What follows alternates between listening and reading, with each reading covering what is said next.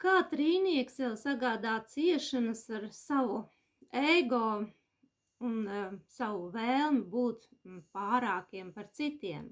Tātad trīnieciņi tie, kas ir dzimuši 3., 12., 21. un 30. datumā.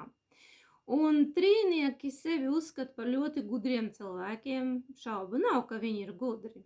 Bet šis te dalījums, ka visi pārējie ir muļķi, tas viņus padara, var teikt, tādā paši sevi viņi novietot sliktā situācijā, pazemojot ar šādu attieksmi citus.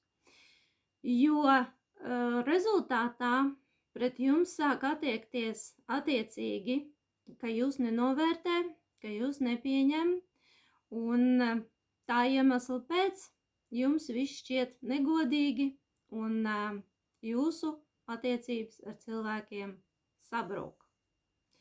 Nešķirojiet tādi cilvēkus. Esiet vienlīdzīgi pret visiem. Nelieciet sevi augstāk un neesiet augstprātīgi.